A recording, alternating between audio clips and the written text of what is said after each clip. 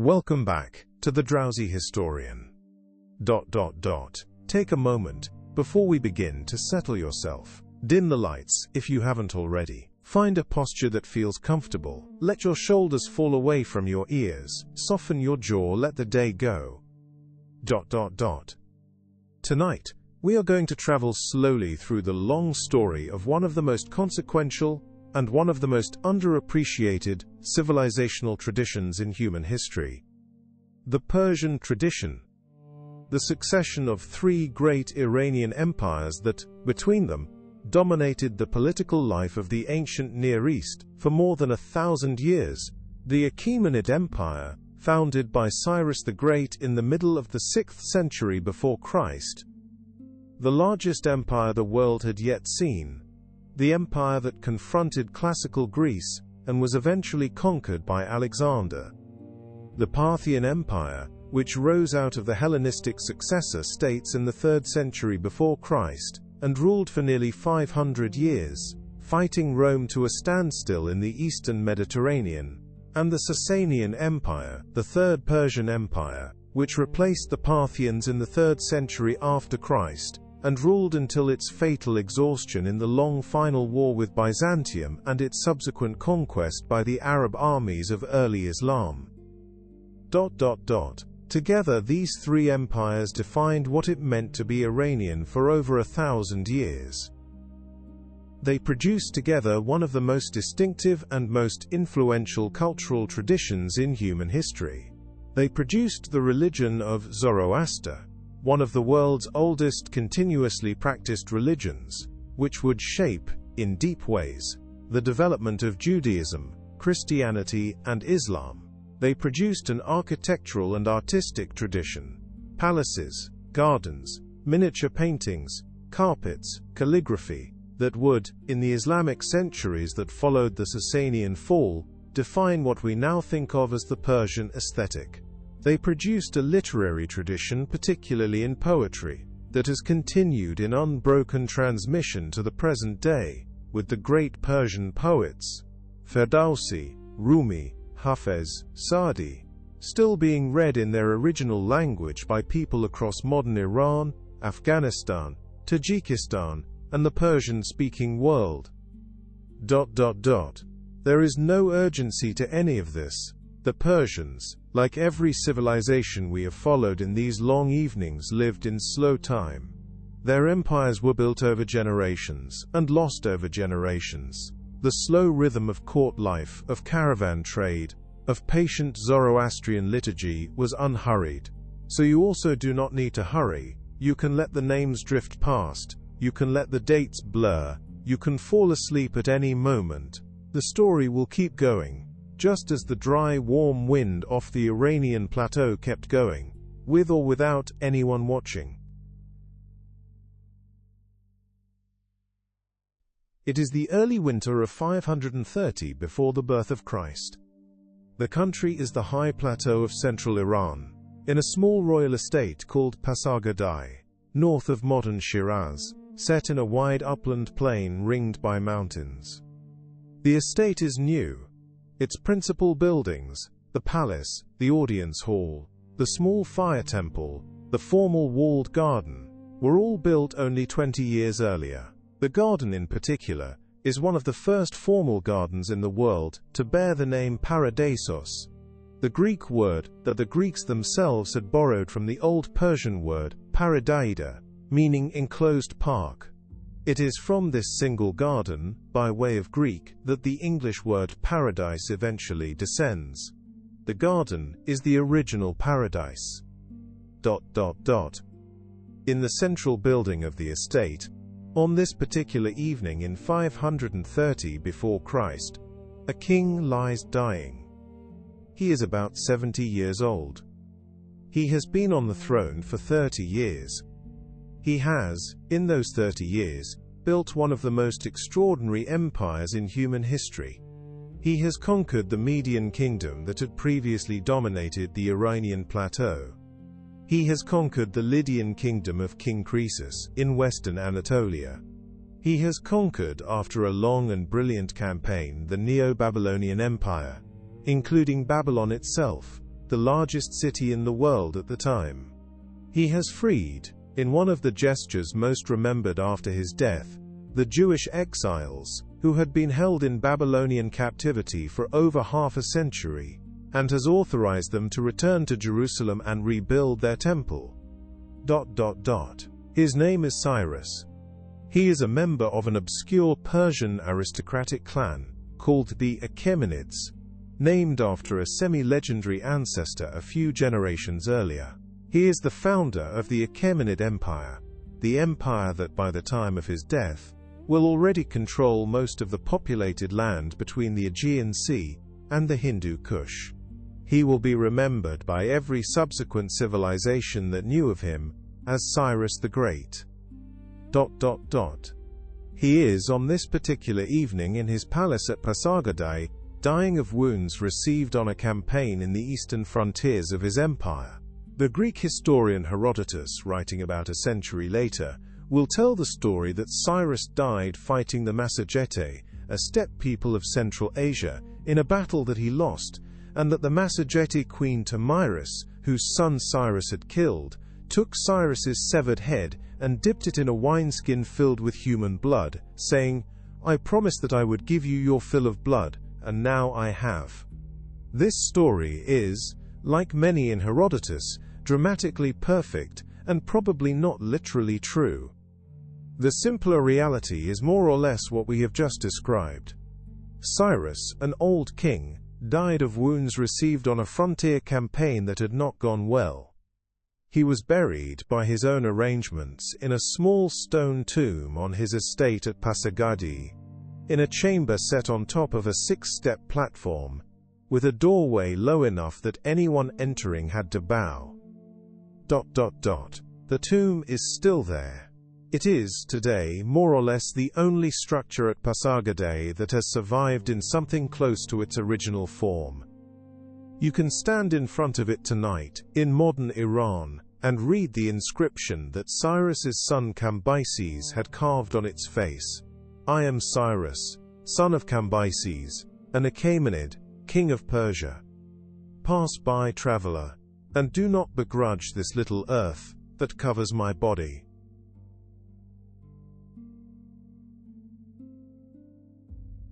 Cyrus was succeeded, on his death, by his son Cambyses II.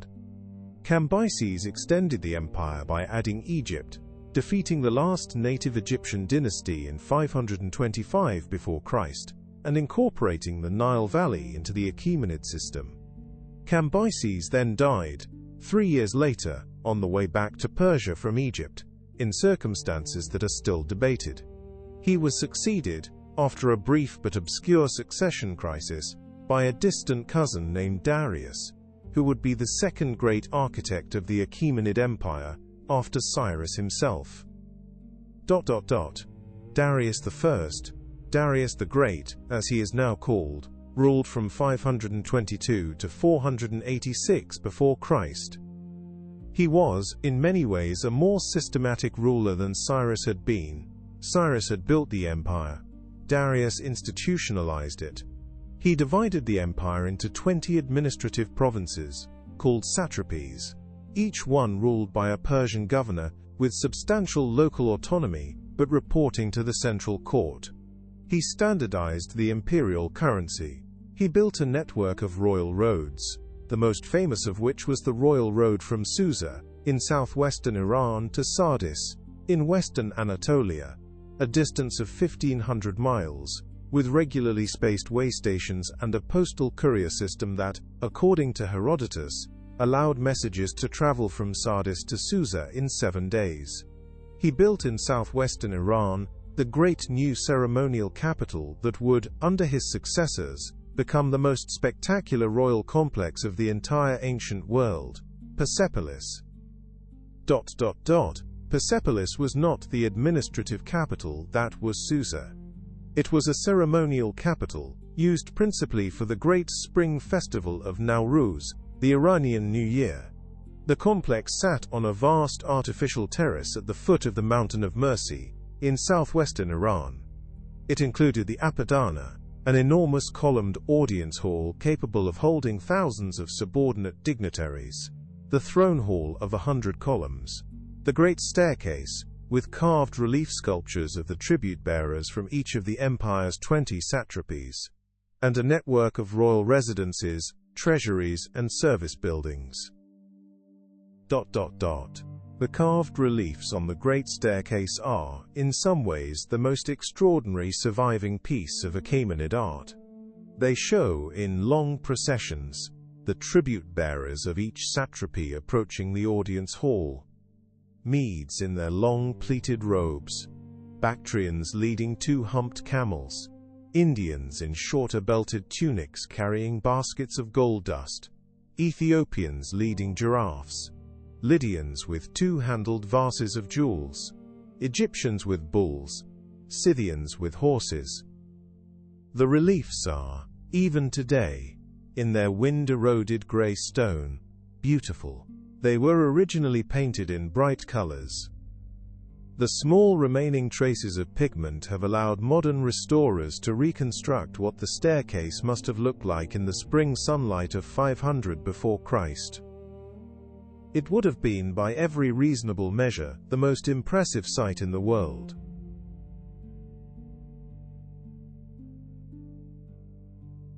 Darius did not, however, succeed in everything he attempted.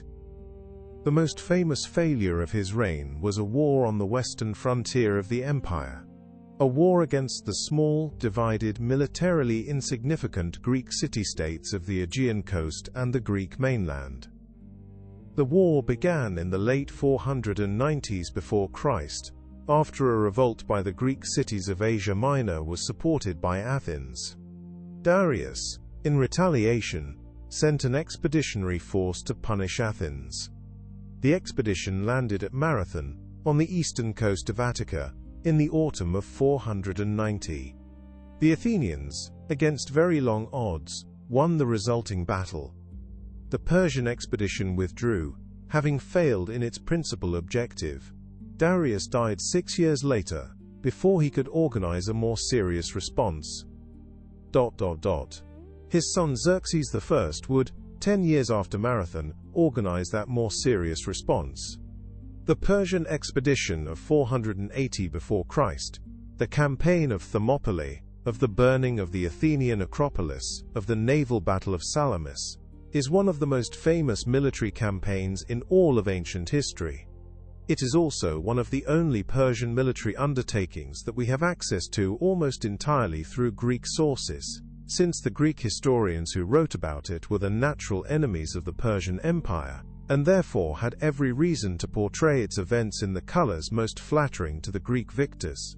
The Greek historical record of the war, Herodotus's Histories most famously, is one of the foundational documents of European historiography, but it is, on the Persian side, almost certainly distorted in ways we cannot fully reconstruct. What we can say is that the Persian expedition failed in its principal objective of conquering Greece. The Persian fleet was decisively defeated at Salamis. The land army withdrew. A subsequent Persian force was defeated at Plataea the next year. The eastern shore of the Aegean, including the Greek cities of Asia Minor, eventually returned in some form to Persian control. But the Greek mainland, which had appeared poised to fall to Persia in the autumn of 480, remained free.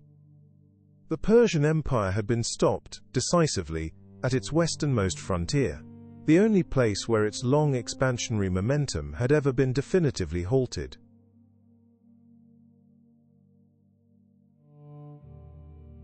After Xerxes' withdrawal in 479 before Christ, the Achaemenid Empire never again attempted a major expansionary war. It was already, by then, the largest empire in human history. It controlled, by some modern estimates, perhaps 40% of the world's population. It included some 45 million subjects, drawn from dozens of distinct ethnic and linguistic groups, governed in a remarkably tolerant manner that allowed local cultures, religions, and laws to continue, with very little interference from the central administration. It was, by the standard of any subsequent empire in any other period, an extraordinarily successful system. The next century and a half, from roughly 470 to 340 before Christ, was, for the Achaemenid system, a long period of imperial stability that we now sometimes call, with some mild oversimplification, the Achaemenid Twilight. The empire continued to function, its great roads continued to operate, its provinces continued to send tribute. Its Greek cultural counterparts, in the Aegean, continued to alternate between cooperation and confrontation, with the Persian court frequently using its considerable wealth to support whichever Greek faction was useful at the moment. The empire also, however, faced increasing difficulties.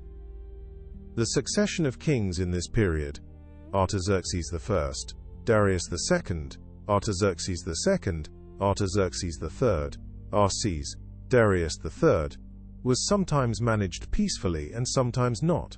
There were repeated revolts in the western provinces, particularly in Egypt, which broke away in 404 before Christ, and remained independent for 60 years before being reconquered by Artaxerxes III in 343. There were repeated revolts in Asia Minor, often supported by Greek mercenaries. The internal politics of the court became, throughout the 4th century, increasingly violent, successions punctuated by assassinations of rivals, palace coups, and the systematic elimination of inconvenient royal relatives. By the time Darius III came to the throne in 336 before Christ, the Achaemenid Empire was still enormous, still wealthy, still apparently powerful, but its central administration had been weakened by half a century of palace conflict. Its army, although vast on paper, was no longer the cohesive force it had been under Darius I and Xerxes. Its provincial governors were increasingly autonomous. It was, in some essential way, a system held together more by inertia than by active management.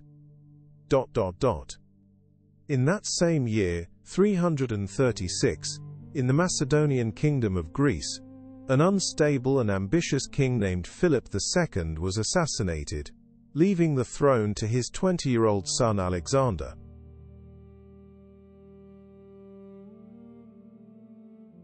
We do not this evening need to follow Alexander's campaign in detail. We have done so in different ways in other broadcasts. The shape of the campaign is clear. Alexander invaded the Persian Empire in 334 before Christ. He defeated the Persian field army at Granicus, in western Anatolia that same year. He defeated the main Persian field army, under Darius III himself, at Issus in 333. He took Egypt without a serious fight in 332. He defeated the largest Persian field army of all, again under Darius III, at Gaugamela in 331. After Gaugamela, the Persian state structure simply collapsed. Darius III fled eastward, pursued by Alexander, and was eventually murdered by his own subordinates in 330 before Christ. The various provincial governors of the empire began to surrender to Alexander, individually, often without resistance. Persepolis was taken in 330. Alexander, in a famous and probably drunken evening shortly after taking the city, allowed the great ceremonial palace complex to be burned, possibly in retaliation for Xerxes' burning of the Athenian Acropolis 150 years earlier, possibly simply as the result of a banquet that got out of hand. Persepolis, the most spectacular royal complex of the ancient world, was reduced to ruins. The columns of the Apadana stand, today, with their great capitals fallen at their feet, exactly where they fell in the fire of 330 before Christ. The Achaemenid Empire, after 220 years, was over. Alexander himself died 7 years later, in 323 before Christ, in a Babylonian palace, of a fever, at the age of 32. His enormous conquered empire was divided among his generals. most of what had been the Achaemenid heartland, Iran, Mesopotamia, Central Asia, passed to one of those generals, a man named Seleucus, who founded a new Hellenistic dynasty called the Seleucid Empire. The Seleucids would rule most of the former Persian heartland for the next century and a half. But the deep cultural traditions of the Achaemenid Empire, the Zoroastrian religion, the Persian aristocratic class, the Iranian languages, the long traditions of court ceremony, did not, when the Achaemenid political system fell, simply disappear. They persisted, in compressed and adapted form, throughout the Hellenistic centuries. And in the middle of the 3rd century before Christ, on the steppes of Central Asia, a new Iranian-speaking people would rise up against the Seleucid dominance, and create, in time, the Second Persian Empire.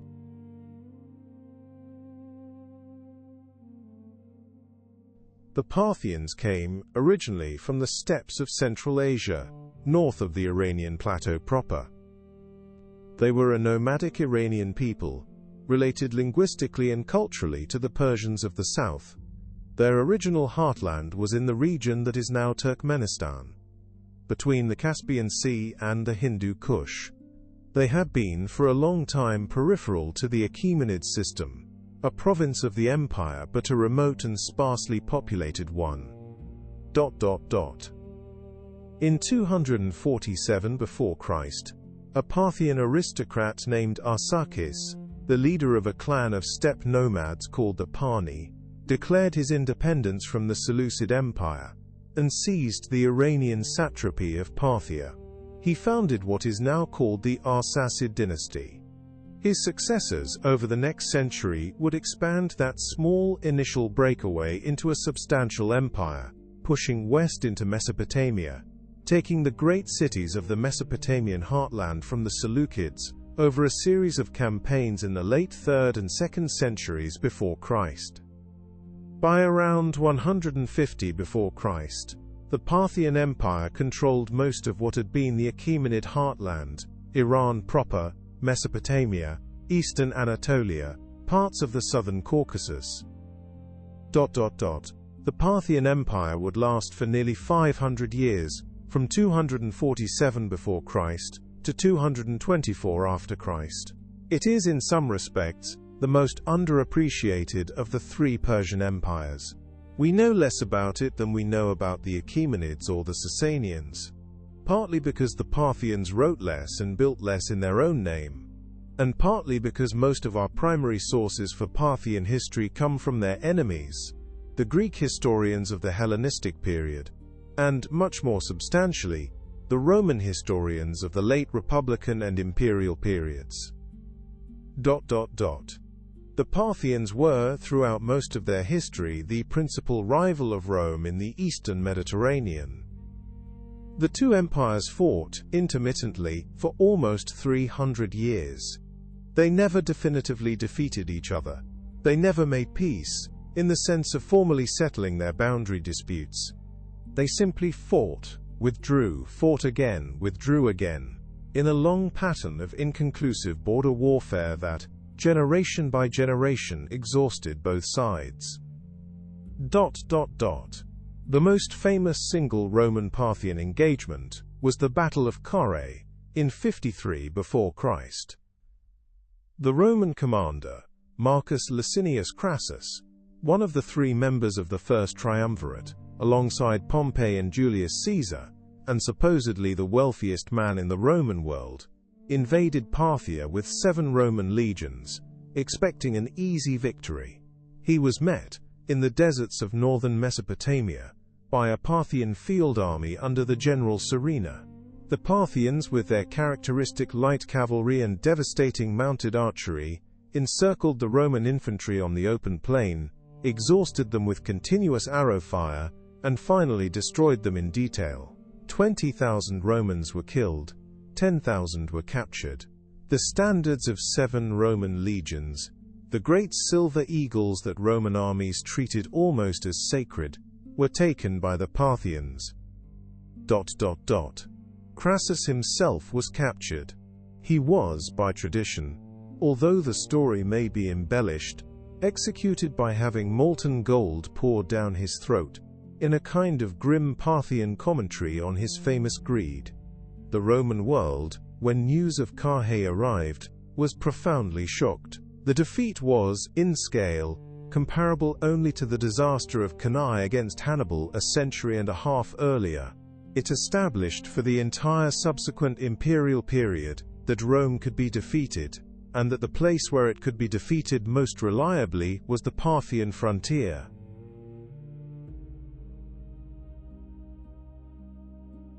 The Parthian Empire was, in its internal organization, a kind of looser imperial structure than the Achaemenids had been. It was in some ways more like a federation, a patchwork of semi-autonomous regional kingdoms, each with its own local royal house, all of them recognizing the supreme authority of the Arsacid King of Kings in his great seasonal capitals at Sketesiphon, on the Tigris, and Hekatompelos, on the Iranian plateau. The King of Kings ruled the central Mesopotamian heartland directly. The more distant regions were governed by client kings drawn from the local aristocracies. This federal structure had advantages. It allowed the Parthians to govern, with relatively few central officials, an empire that stretched from the Aegean coast to the Indus River.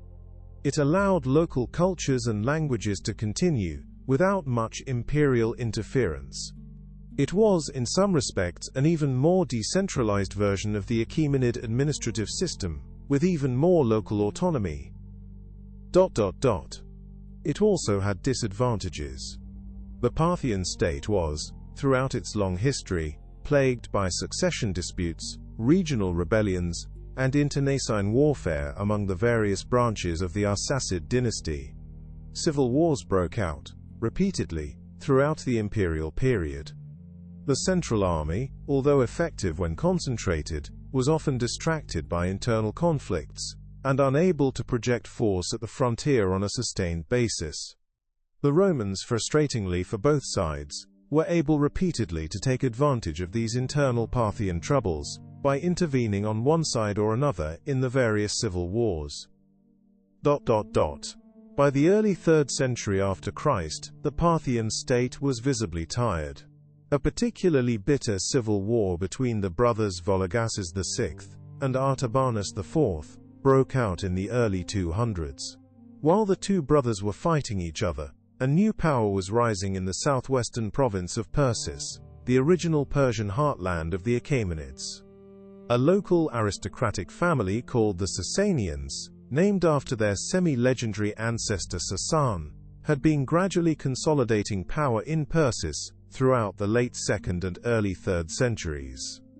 In 224 after Christ, the Sasanian leader Ardashir I defeated the reigning Parthian king Artabanus IV in a decisive battle at Hormizdagan, in southwestern Iran. Artabanus was killed. The Parthian dynasty, after nearly 5 centuries, was over. Ardashir then proceeded, over the next several years, to consolidate Sasanian control over the entire former Parthian Empire. By 230 after Christ, the Second Persian Empire, the Parthian, had been replaced by the Third Persian Empire, the Sasanian.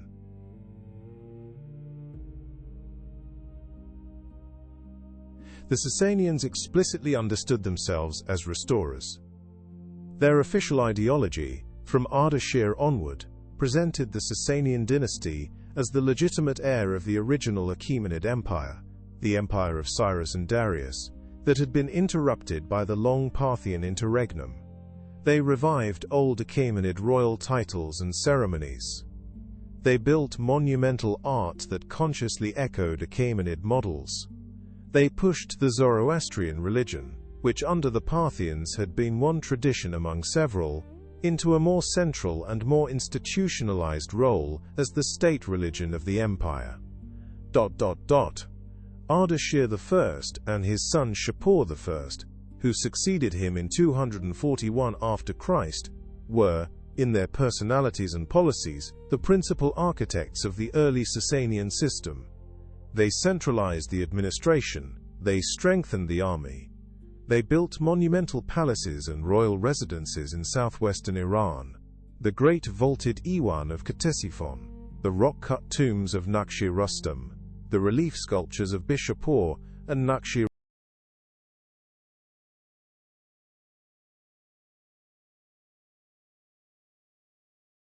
Rajab. Shapur I, in particular, was a king of extraordinary ambition. He led, in the middle of the 3rd century, a series of devastating campaigns against the Roman Empire that captured several major Roman cities. Antioch, the 3rd largest city in the Roman world, was taken twice, in 253 and 260. The second of these campaigns, in 260, included Shapur's defeat of the Roman Emperor Valerian himself, who was captured alive on the field of battle near Edessa. The capture of Valerian is one of the most extraordinary events in the entire long Roman-Persian conflict. Valerian was held by the Sasanians for the rest of his life. He was used by tradition as a footstool, a humiliating ceremonial role in which he had to crouch on hands and knees while Shapur stepped on his back to mount his horse. He died, after several years of this captivity, of unknown causes. His skin was reportedly tanned and stuffed, and displayed in a Persian temple, as a permanent trophy of Shapur's victory. Whether all of these details are literally true is unclear. Roman sources are obviously not impartial. But the basic event, a Roman emperor captured alive by the Persians and held in disgraceful captivity until his death, is well attested. Shapur commemorated his victory in a series of rock-cut relief sculptures in southwestern Iran. The most famous, at Naqsh-e-Rustam, shows Shapur on horseback, with the Roman Emperor Philip the Arab kneeling at his stirrup, and the captured Valerian standing behind, his hand grasped by Shapur as a sign of submission. The relief is still there today, perfectly preserved in the dry Iranian climate. You can stand in front of it on a hot afternoon 1750 years after it was carved, and read the trilingual inscription beneath it, in Middle Persian, Parthian and Greek, in which Shapur describes his victories and identifies by name the emperors he has defeated.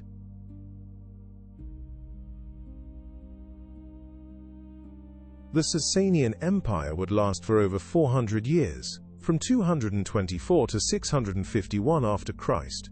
It is, after the Achaemenid, the most extensively documented of the 3 Persian empires. We have substantial Middle Persian literature from this period. We have detailed Roman and Byzantine sources for the Sasanian wars on the western frontier. We have Armenian, Syriac and Arab sources for various other aspects of Sasanian life. And we have, perhaps most importantly, an enormous corpus of Sasanian art, palace reliefs, silver vessels, cut gems, textiles, illustrated manuscripts, that gives us a richer visual record of Sasanian civilization than we have for either of the earlier Persian empires. The Sasanian state was, in its institutional structure, more centralized than the Parthian had been. It was governed, centrally, from the great capital at Ctesiphon on the Tigris River, just across from the older site of the Hellenistic capital of Seleucia. Ctesiphon was, throughout the Sasanian period, one of the largest cities in the world, perhaps 500,000 inhabitants at its peak. Its great vaulted royal audience hall, the Tak Khosrow, with its single soaring arch over 100 feet high and 110 feet deep, the largest single-span brick vault in the ancient world, still stands today, in partial ruin, in the suburbs of modern Baghdad. The Sasanian kings were, throughout the imperial period, the patrons and protectors of the Zoroastrian religion. Zoroastrianism, founded by the prophet Zoroaster, or Zarathustra, sometime in the late 2nd or early 1st millennium before Christ, in northeastern Iran, had been in various forms the the principal religious tradition of Iranian peoples since long before the Achaemenids. Under the Sasanians, it became the formally established state religion. The Sasanian state patronized the great fire temples that were the central institutions of Zoroastrian worship.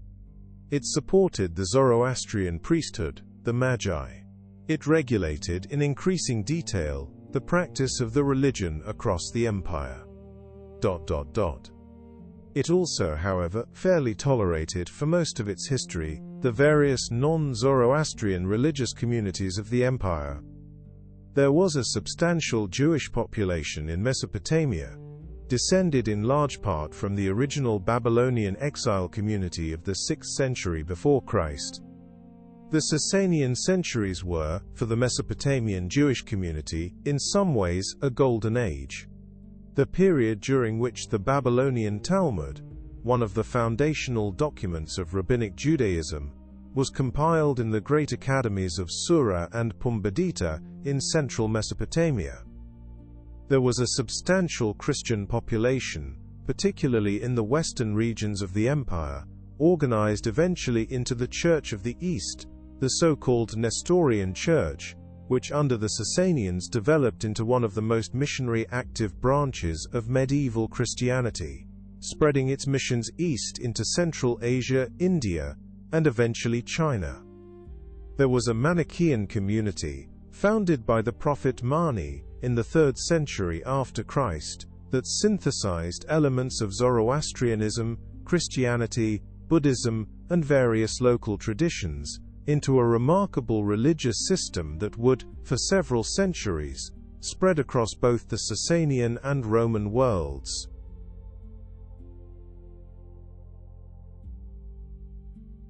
The greatest of the Sasanian kings by general consensus was Khosrow I, who ruled from 531 to 579 after Christ.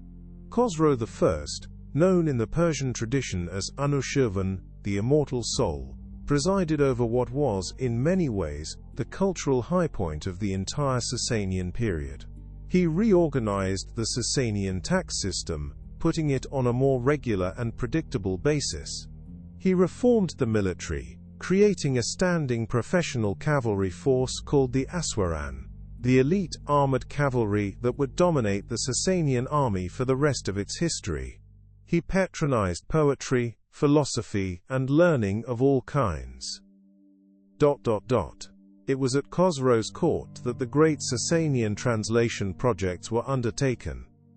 The famous mathematical and philosophical works of Greek antiquity, particularly the works of Plato and Aristotle, were translated into Middle Persian by court scholars, working at Khosrow's academy at Gondishapur in southwestern Iran.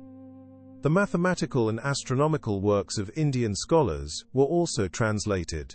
The Indian decimal numeral system with the Indian 0 was probably first introduced to the Western world through Sasanian translations of Indian astronomical texts. The Indian collection of moral fables called the Panchatantra was translated at Khosrow's court into Middle Persian, the translation later being further translated into Arabic as Kalila wa Dimna, and from there into all the major medieval European languages, where the stories would eventually contribute to the development of European fable literature. Gondishapur itself, the academy Khosrow patronized, became one of the principal centers of medical and scientific learning in the late ancient world. Scholars came to it from across the Mediterranean and Asian worlds, Greeks, Syrians, Indians, Persians, and exchanged ideas in a multilingual, multi-religious intellectual environment that has very few real parallels in the medieval period. The Gondishapur tradition would, after the Arab conquest, feed directly into the great Abbasid translation movement of 8th and 9th century Baghdad, which in turn would eventually transmit much of this accumulated knowledge to medieval Europe.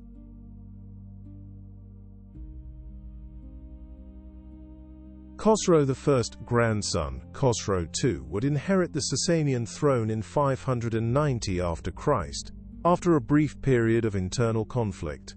He was, by every available account, a brilliant and ambitious king, but also an erratic and cruel one. He led the Sasanians into the most ambitious and ultimately the most ruinous military campaign of the entire Sasanian period, the Great Roman War of the early 7th century. We have in some other evening's broadcast walked through the Roman side of this war from the Byzantine perspective. We will, tonight, tell it briefly from the Persian side. Khosrow II began his Great Roman War in 603, ostensibly to avenge the murder of the Roman Emperor Maurice, whose accession had been supported by the Sasanians a few years earlier. The war went, for the first decade and a half, extraordinarily well for the Persians. They took Antioch in 611. They took Jerusalem in 614, capturing the relic that Christians believed to be the true cross, and carrying it back to Ctesiphon as a trophy. They took Alexandria and the rest of Egypt in 619. By 626, Persian armies were on both sides of the Bosphorus, jointly besieging Constantinople with their Avar allies. But the Romans, against every reasonable expectation, recovered. The Emperor Heraclius led an extraordinary campaign, sailing east across the Black Sea, marching through the Caucasus, attacking the Persian heartland from behind. In 627, Heraclius decisively defeated the main Persian field army at the Battle of Nineveh. Khosrow II, blamed for the disaster, was overthrown by his own son Kavad II in early 628. Khosrow II was murdered in a Ctesiphon prison cell within weeks of his deposition. Kavad II sued for peace. Egypt, Syria, Palestine, and the True Cross were all returned to the Romans. 25 years of war had ended, on both sides, in mutual exhaustion. The Sasanian state in particular was utterly broken by the war. Its treasury was empty, its armies were depleted. Its administrative system had been disrupted by the long absence of so many provincial officials. Kavad II himself died of plague within months of becoming king. The Sasanian succession crisis that followed his death was even worse than the one that had brought him to the throne. 12 different rulers, several of them women, came and went on the Sasanian throne in the space of 4 years between 628 and 632. In the same year that this Sasanian succession crisis was being settled, 632 after Christ, a Muslim merchant in the small Arabian town of Medina, named Muhammad, died at the age of about 62. His followers, who had built a religious political community around him over the previous 2 decades, were now organized into the most coherent military and political structure that Arabia had produced in many centuries. Within 4 years of Muhammad's death, in the autumn of 636 after Christ, the main Sasanian field army, under the regent general Rostam Farrokhzad, was decisively defeated by an Arab Muslim army at a place called Al-Qadisiyah, in Lower Mesopotamia. Rostam was killed, the Sasanian army was broken, the Arab army marched, almost unopposed, into the Mesopotamian heartland. Ctesiphon fell in the early spring of 637 after Christ. The Sasanian royal court fled east into the Iranian plateau. The conquest of the rest of Iran by the Arabs took another decade or so. The last Sasanian king, Yazdegerd III, a young man who had come to the throne in 632, fled progressively eastward, looking for a refuge that he could never quite find. He was murdered, in 651 after Christ, in the eastern province of Khorasan, by a local miller, who was apparently uninterested in his royal lineage. He was the last Sasanian king. With his death, the Third Persian Empire, after 427 years, was over.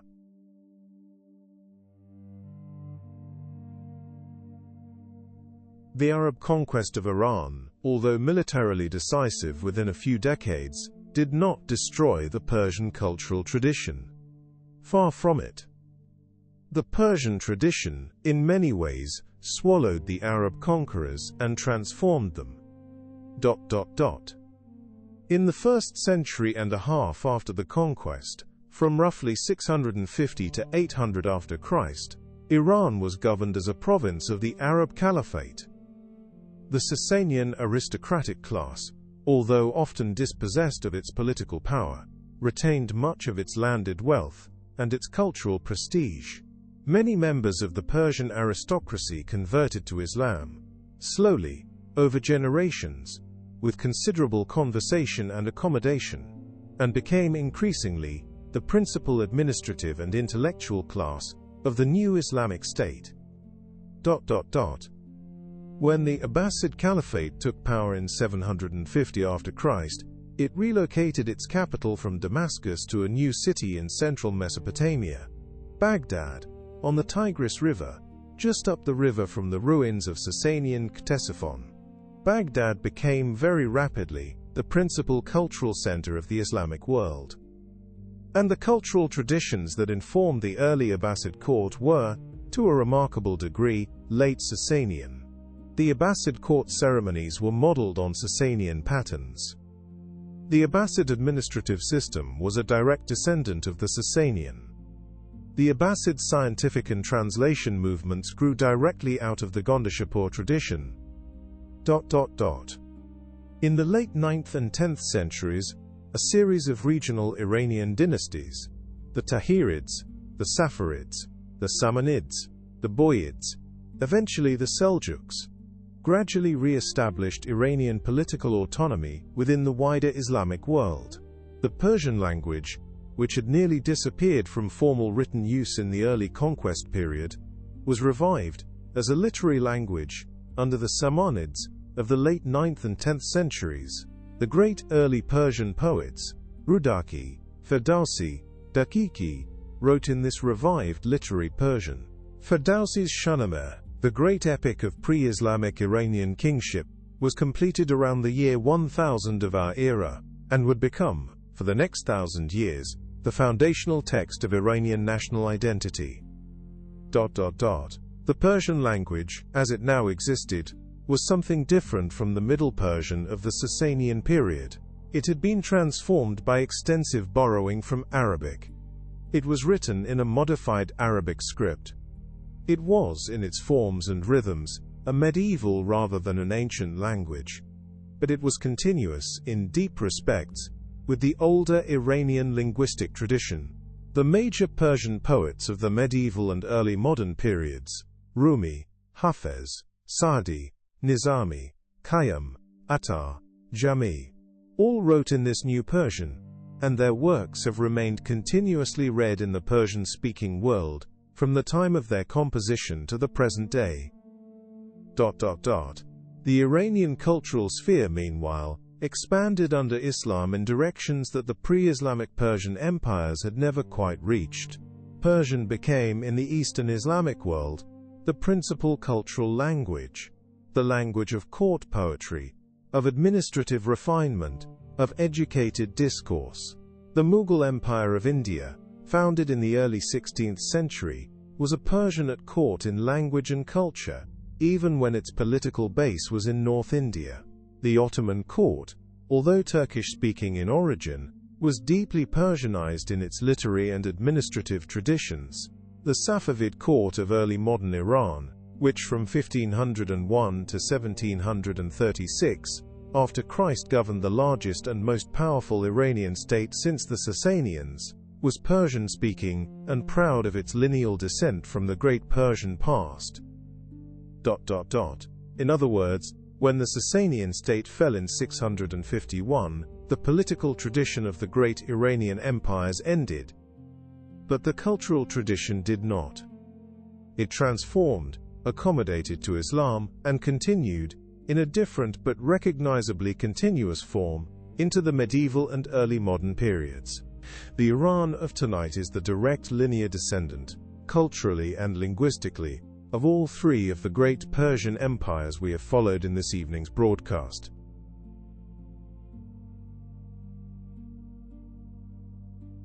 modern Iran preserves an extraordinary range of continuities with the empires we have followed.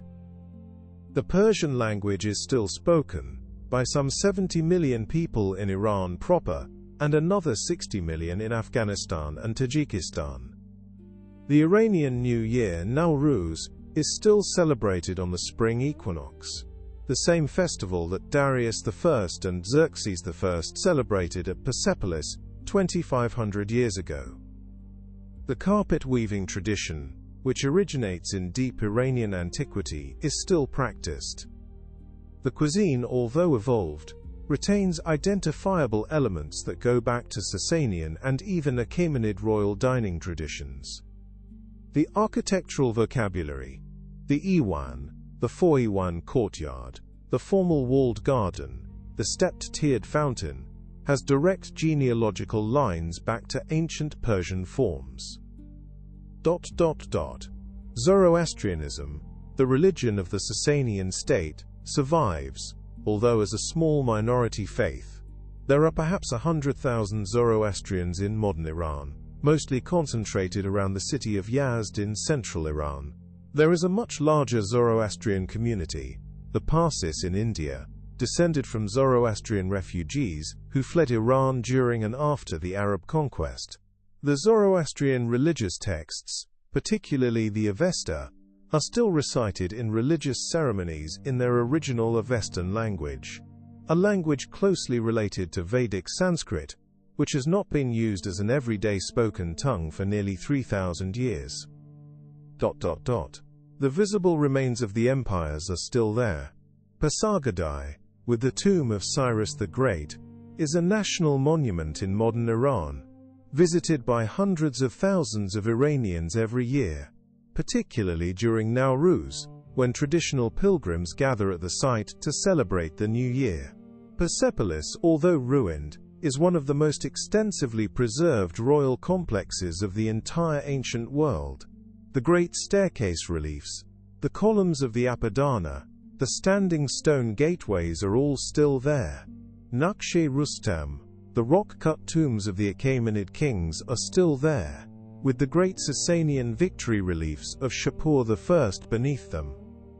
Ctesiphon, in modern Iraq, is still partially standing. The great vaulted Iwan of the Takka Khosrow, the largest single-span brick vault from the ancient world, is still there in its slow ruination. The Persian poetic tradition, finally, is one of the most continuously alive literary traditions in the world. Hafiz, who lived in the 14th century after Christ, is still being read every evening in Iranian homes around the world. Rumi, who lived in the 13th century, is one of the most read poets in the United States in the 21st century, in heavily abbreviated translations. The Shahnameh of Ferdowsi is still memorized in long passages by Persian-speaking children. The metaphors and images of Persian classical poetry, the rose and the nightingale, the wine and the cupbearer, the moth and the candle, the long-suffering lover and the indifferent beloved, are still active poetic imagery in modern Iranian literary culture.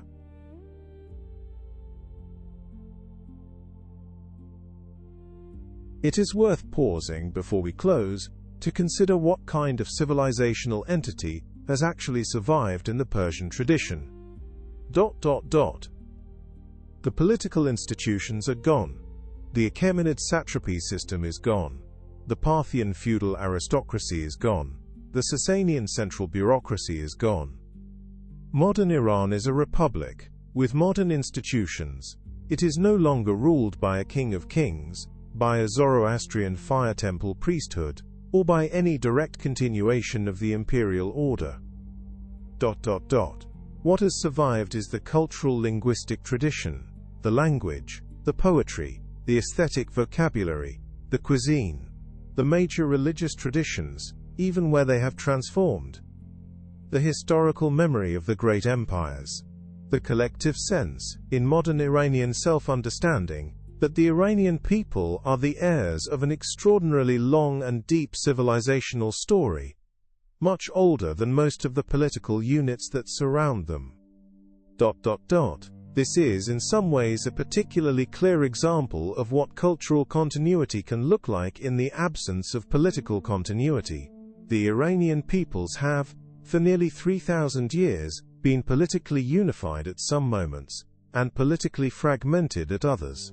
They have been independent at some moments, and conquered at others. The Iranian state of any given century has rarely been the direct institutional descendant of the Iranian state of the previous century. But the Iranian language and the Iranian cultural tradition have, throughout this entire period, persisted. They have been, in the deepest sense, what Iran means. This is, perhaps, the most important thing we can take from the long Persian story. Empires fall. Cultures survive, if they are lucky, if their texts are preserved, if their languages continue to be spoken, if their poetry continues to be memorized. The cultural inheritance can outlast the political institution by a margin of centuries, sometimes by a margin of millennia. The Persian inheritance has done so. It is one of the most extraordinary survivals in human history.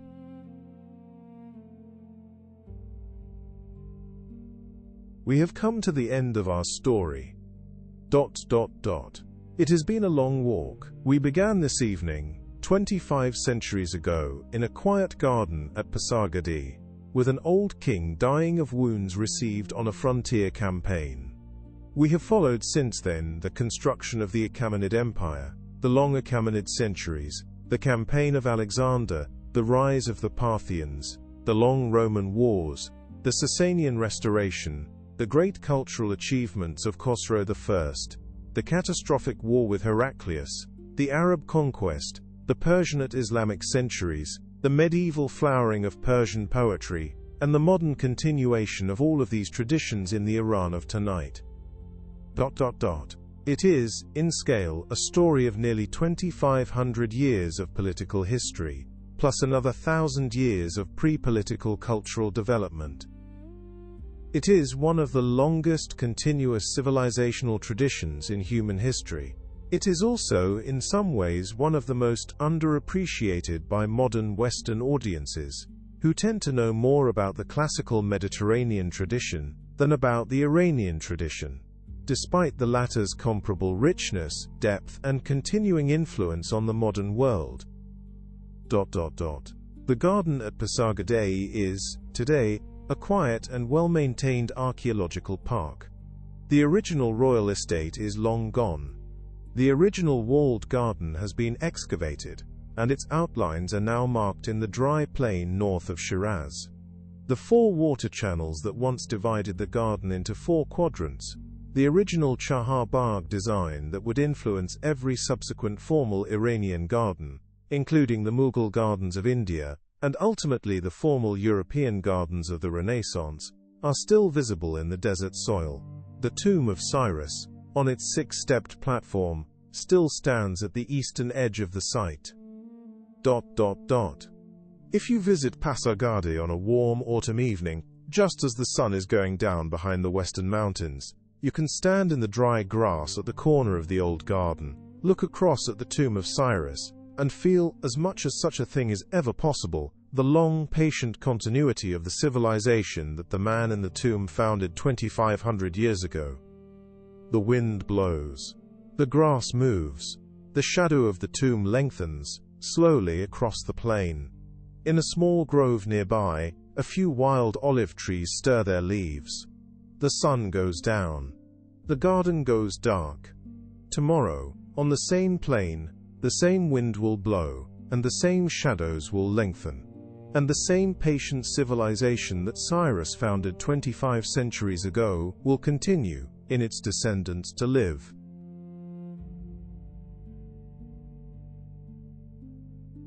We are at the end now. Take a moment, if you are still awake, to soften your shoulders, to unclench your jaw, to let the day again go. If you are not still awake, that perhaps is the better outcome. We did not promise you a history, we promised you a sleep. The history was simply the carriage in which the sleep arrived. In a moment, this will end. There will be silence, the music will fade. Then, in another moment, this will begin again, for the next listener, somewhere else, in another quiet evening. The history, like the wind on the Iranian plateau, does not end. It only continues, in some other room. We are very glad you came. We are very glad you stayed. We hope you sleep deeply and well. Good night, from the Drowsy Historian.